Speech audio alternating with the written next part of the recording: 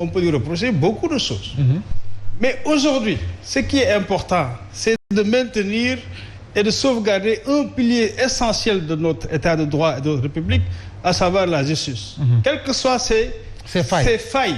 Parce que les failles, on doit les régler autrement, ailleurs, mais pas dans le feu donc de la compétition politicienne. D'accord. Alors oui, et Président, de ce point de vue, est-ce que vous ne pensez pas, comme le pensent certains, qu'il était plus sage d'aller véritablement vers des compromis en ne se limitant pas seulement à l'interprétation de la lettre, mais aller au-delà, autrement dit, interpréter plutôt l'esprit? Mais moi, je vous comprends. Moi, je ne comprends pas. Je ne comprends pas mon pays. Je ne comprends pas la société civile. Je ne comprends pas les journalistes. C'est compliqué. C'est vous qui êtes compliqué. Nous avons une constitution qui régit notre démarche et principalement en matière d'élection. Oui. Nous avons un conseil constitutionnel chargé de faire un travail. OK? Nous sommes allés à des élections. Les gens ont accepté malgré tout ce qui a été dit. Malgré tout ce qui a été dit, je dis bien, les critiques, les observations, les contournements des règles, tout, les gens ont accepté d'aller aux élections et de répondre à la procédure indiquée pour aller aux élections. Oui. Il y a eu des personnes qui ont été éliminées, des partis. Oui. Il y a eu des fautes des uns et des autres. Et nous avons continué le travail jusqu'à ce qu'une décision soit prise par le Conseil constitutionnel. Ce que nous devions dire et ce que nous attendions des conseils constitutionnels, c'est strictement et simplement l'application de la loi. Ce qui n'a pas été fait selon vous? L'application de la loi, mais parce que moi, je ne m'y attendais pas. Et je l'ai dit dans cet studio. Et je vais y revenir. Alors, quand le constitutionnel n'a pas respecté les dispositions, quand nous pensons que le Conseil constitutionnel n'a pas dit le droit, nous le pensons. Et nous disons qu'il faut aller vers des compromis. Non. Il faut exiger du Conseil constitutionnel qu'il applique le droit, sinon les citoyens n'ont qu'à manifester pour effectivement contrer le Conseil constitutionnel. L'expression populaire doit amener le Conseil constitutionnel à effectivement appliquer la loi. S'il y a des gens qui ont failli, ils sont éliminés. Mais il y a des gens qui ont été éliminés dans la procédure depuis le début. En milieu de procédure et à la fin. Avec la direction générale des élections. On nous a appliqué la loi en 2019 et notre candidat Kadiwad n'a pas compété. Pourquoi vous n'avez pas demandé en ce moment précis la presse et la société civile à ce qu'on puisse trouver des compromis pour qu'il soit candidat? Vous l'aviez dit. Et pourtant, la société civile et la presse ont participé à 2012, ce qui a engendré et nous a amené dans cette situation. Quelles sont vos responsabilités? Mais les médias, Président, n'auront joué que le rôle. Le rôle, c'est véritablement d'aller dans le sens de se limiter à donner l'information, mais également à interroger les différents acteurs. Abdoulaye, vous êtes bien formé et on vous a appris comment contourner une information, comment faut-il la faire pour la faire parvenir dans un sens ou dans un autre vers le public. Vous savez que vous êtes des fabricants d'opinion publique. Oui. Donc par conséquent, tous les journalistes ne sont pas dans la même voie. Vous le savez mieux que moi. Vous avez des critiques sur des journalistes que vous aimez bien par leur travail, mais vous avez aussi des journalistes que vous n'aimez pas par leur façon de faire. Ce qu'il faut dire, c'est que ces gens-là ont des responsabilités sur la situation. Qu'on ne nous amène pas à la même situation. Moi, je pense qu'il faut que les Sénégalais puissent manifester contre le Conseil constitutionnel. Et je rappelle au besoin deux choses extrêmement importantes pour quand nous en soyons là. Et la responsabilité est d'Ismaël Madior Fall. Oui. Comment? Oui.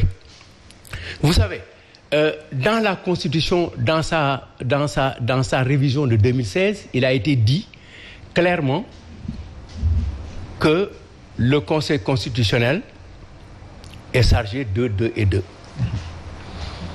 Mais dans la loi organique qui organise le Conseil constitutionnel, il y a eu un article, l'article 24.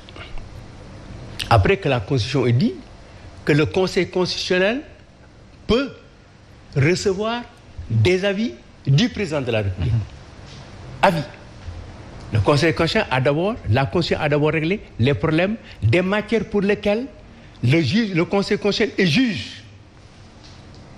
Deuxième alinéa, il revient sur la disposition pour laquelle on peut lui demander un avis. C'est clair et net, c'est ça le sens de la Constitution ici, c'est que le président peut demander un avis et on lui donne un avis qui n'est pas une décision exécutoire. Tout le monde le sait. C'est du français pour les élèves de CM2. Mais lui, dans la loi organique portant organisation du Conseil constitutionnel, il nous dit, article 24, c'est sa nouvelle rédaction, en toute matière, le Conseil constitutionnel rend des décisions. Voilà la situation. Le président de la République peut demander au Conseil constitutionnel si Abdoulaye Ndiaye est-il homme ou femme. Si le Conseil constitutionnel dit qu'Abdoulaye Ndiaye est une femme, c'est terminé. Décision irréversible qui s'applique à tout le monde, qui n'est susceptible d'aucun retour. C'est extrêmement grave ce travail-là. Et ça, c'est le travail du juge. Maintenant, qu'est-ce qui s'est passé le jour du serment? Abdoulaye, nous en avons discuté ici. Oui. Le jour de la prestation, qu'est-ce qui s'est passé? Le président prête serment. Une image extrêmement grave pour l'équilibre des pouvoirs publics et des pouvoirs institutionnels. Il prête son serment. D'abord, il y a une erreur sur le serment. Il y a un mot. Le cas de la Guinée, il fallait reprendre la prestation de serment. Deuxièmement, le président du doigt fait appeler le président du Conseil constitutionnel qui se retourne et comme un grand garçon coursier qui arrive, on le met dans le véhicule et on part au palais. Immédiatement après la prestation de serment. C'est comme si un président de tribunal, après une audience, donnant un verdict qui vous satisfait, et après c'est vous qui me prenez, moi, président du tribunal, après l'audience, pour que vous me déposiez chez moi. C'est insolite, c'est grave et c'est très grave. Et ce qui est réel, ce jour-là, il y a quelque chose qui a été scellé. Entre le président de la République. Mais vous savez qu'ils se sont dit quelque chose? Oui. Vous le savez? Ils se sont dit quelque chose ou bien ils se sont donné quelque chose? D'accord. Alors, de ce point de vue. En ce moment-là, comment peux-tu croire avoir un espoir sur cet acte en le rêvant, en le réalisant? Vous vous dites, mais qu'est-ce qui se passe dans mon pays? Quelle est cette complicité active après avoir augmenté les salaires et après avoir augmenté la durée de fonction de ces magistrats? Alors, de la retraite. Oui, Eliman, la société civile a été interpellée, mais cependant, vous disiez qu'il fallait continuer d'avoir confiance véritablement à la plus haute juridiction de ce pays-là.